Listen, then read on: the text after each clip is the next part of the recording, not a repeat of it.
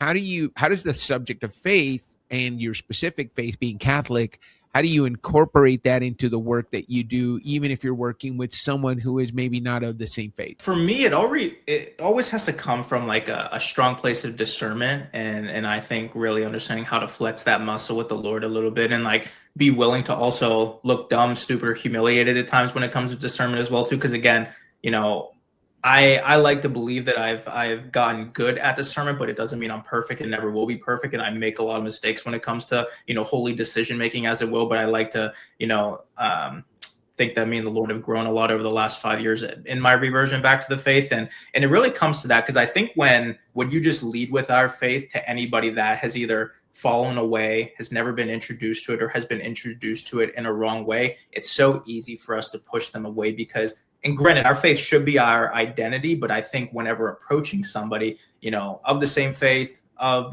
Protestant or agnostic, atheist, whatever it is, when you come off that hard or harsh in a sense, like people, like you're trying to sell people on you at the end of the day, and it has to be really casual. And so I think for me, I always want to find some type of commonality, and if it doesn't exist, trying to even almost create it in some way, shape, or form. And I think the Lord has given me a great ability to be able to do that with a lot of people of a lot of different denominations and walks of life, and just being able to understand, how can I meet this person where they're at? How can I help them get to where the Lord has called me to help them get to, and being able to plant that seed and trust that he's going to be the one that's going to water that over time. And then from there, discern, what does he want of this relationship? If he's introducing me to someone, there's something that he wants for me to plant a seed here so that he can continue to water it. And so I think the more that we can look, at our agnostic, atheist, Protestant brothers and sisters and say, how do we meet them where they're at? How do we not push anything on it, but allow it to organically come? Because also for me as a salesperson, it's hard not to try to hard sell somebody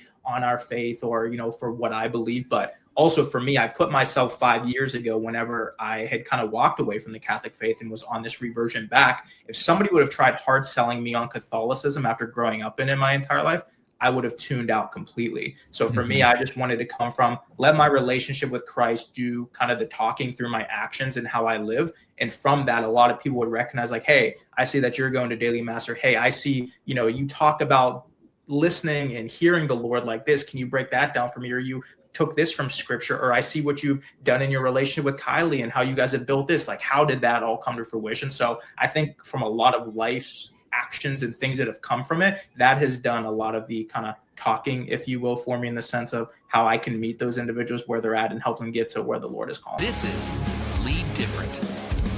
Subscribe now. Discover a new era of leadership. Lead Different.